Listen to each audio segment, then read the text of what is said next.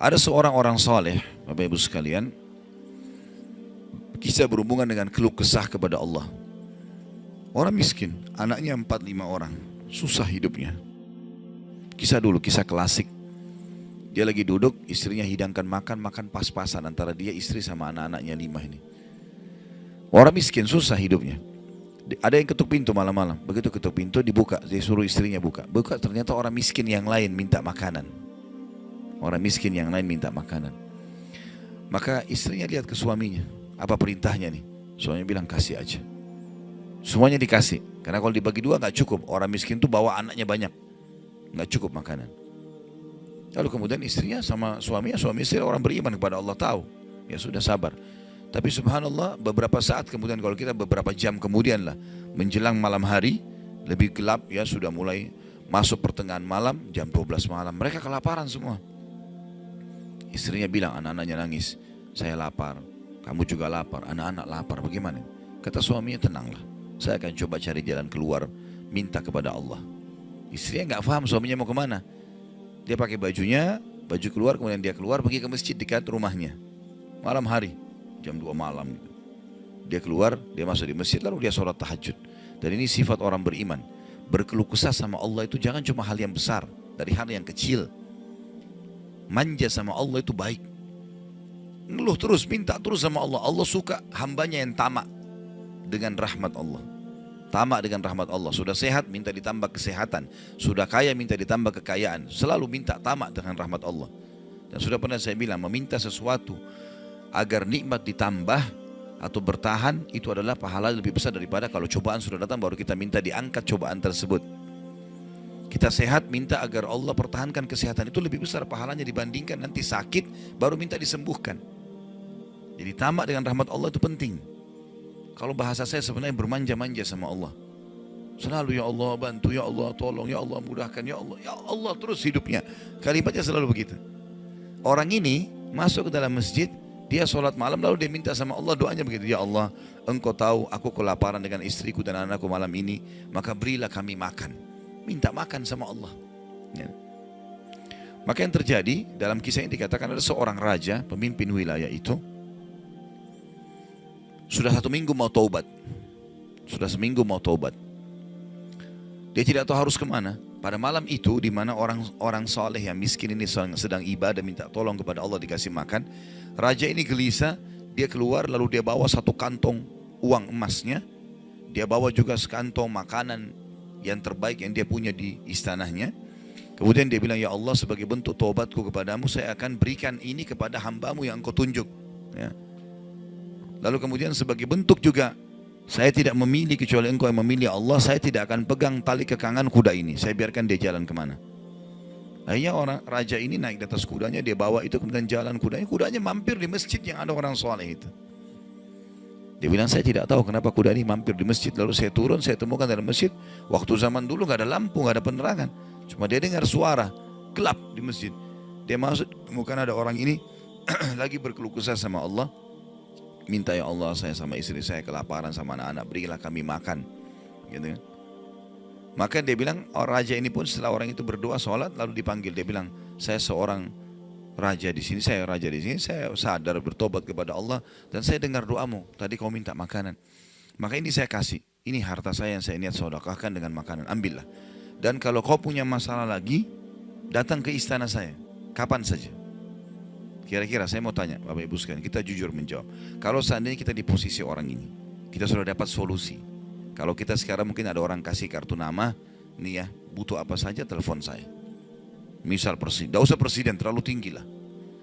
Misal seseorang kita temui orang kaya, ada masalah apa saya telepon ke saya akan bantu. Saya yakin umumnya orang meninggalkan Allah pada saat itu. Sudah selesai, dia pikir orang ini sudah bantu, sudah selesai. Tiap hari telepon orang itu, telepon dikasih bantuan. Perhatikan orang soleh ini apa yang dia bilang.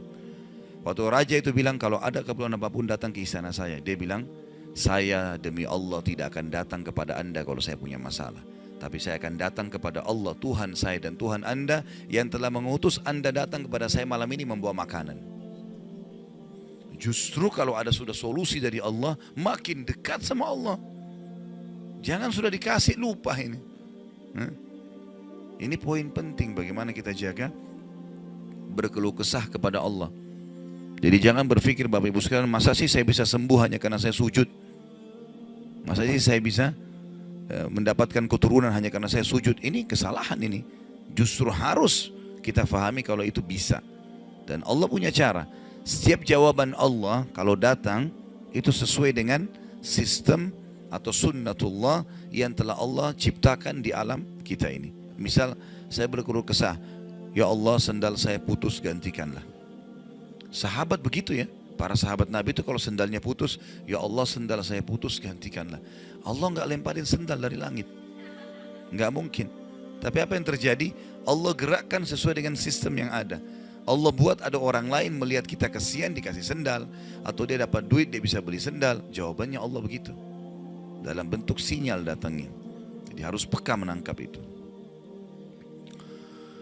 Kemudian selanjutnya, tentu juga yang ini tadi contoh kisah orang yang berkeluh kesah kalau berhubungan dengan cobaan dari Allah ya.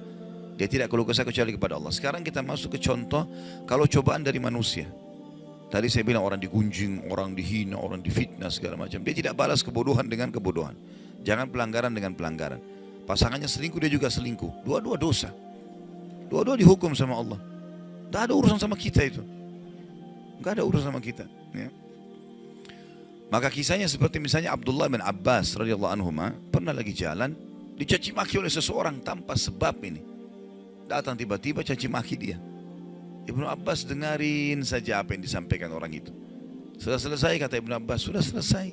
Dia bilang iya, orang ini kebetulan lihat Ibnu Abbas pakai jubah baru. Ini kamu itu mentang-mentang sahabat Nabi, kamu itu pakai jubah mahal-mahal segala macam. Hasud, orang hasud gitu. Tiba-tiba bayangin kalau kita lagi naik di mobil orang ketuk kaca. Kamu kenapa pakai mobil baru? Kamu kenapa? Apa urusannya sama orang ini gitu? Mungkin kita marah-marah sama orang ini. Ibnu Abbas diam, didengarin semua, sudah selesai. Karena tidak mungkin tergerak orang ini mengucapkan sesuatu kecuali memang ada sebabnya. Ya biarin, sudah selesai kamu sudah.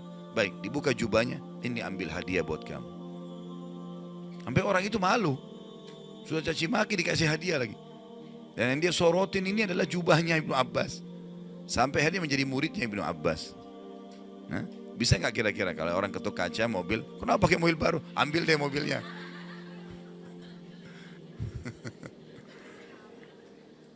Baik, kisah yang lain, Ali bin Husain radhiyallahu anhu. Ini cucu Nabi SAW, anaknya Husain. Ya, radhiyallahu anhu ajma'in. Terkenal dengan Zainal Abidin, masyhur dengan kesalihannya. Dia pernah jalan dicaci maki oleh orang tanpa sebab ini. Mentang-mentang kau turunan Nabi, mentang-mentang kau begini, mentang-mentang kau begini, dicaci maki. Dia diam saja. Dia nggak bicara banyak. Didengarin. Orang-orang sekitarnya sudah marah nih. Tapi karena dia diam, orang diam semuanya. Sampai udah selesai dia bilang, wahai saudaraku, kalau seandainya kamu tahu lebih banyak tentang aku, mungkin kau akan lebih banyak cerita tentang keburukan. Saya ini banyak dengan keburukan, gitu kan? Kemudian dia bilang sama orang di sekitarnya, ada pegang uang, ada bawa duit, kasih orang ini 1000 dirham dan tunjukkan alamat kita. Siapa tahu dia punya hajat. Orang itu jadi tambah malu gitu. Ya.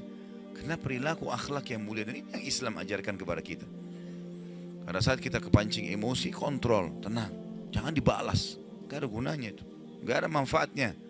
Hanya akan merusak kejiwaan kita. Kata-kata jadi kasar, hidup kita jadi tidak tenang. Ya. Tapi kalau kita gunakan teori syar'i ini, kita akan tenang, tetap bisa makan, tetap bisa tidur, tetap bisa segala-galanya. Baik, kita berdoa kepada Allah SWT, semoga majelis kita diberkahi olehnya dan dijadikan sebagai tambahan amal kita pada hari kiamat.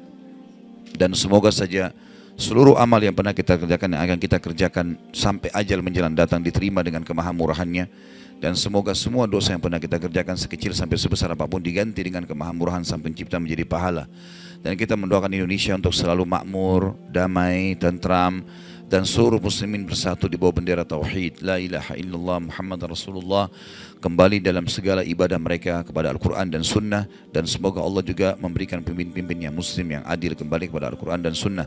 Dan juga semoga Indonesia menjadi contoh bagi negara-negara yang lain. Dan kita selalu mendoakan saudara kita di Palestina, di Syria, di Yaman, di Irak, di Myanmar, di Ahsa, dimanapun mereka berada yang sedang tertindas. Semoga Allah ikhlaskan niat mereka, terima para syuhada mereka, mulakan Islam di tangan mereka dan tangan kita semua. Dan semoga Allah partisipasikan kita bersama mereka di pahala, baik dengan doa, dengan harta, dan juga dengan jiwa kita. Dan semoga Allah dengan kemahamurahannya menyatukan kita semua di surga firdausnya tanpa hisab, sebagaimana yang satukan kita di majelis ilmu yang mulia ini. Allahu alam, ini mungkin yang kita sampaikan, mudah-mudahan bermanfaat. Subhanakallahumma bihamdika asyhadu an la ilaha illa anta astaghfiruka wa atubu ilaik. Wassalamualaikum warahmatullahi wabarakatuh.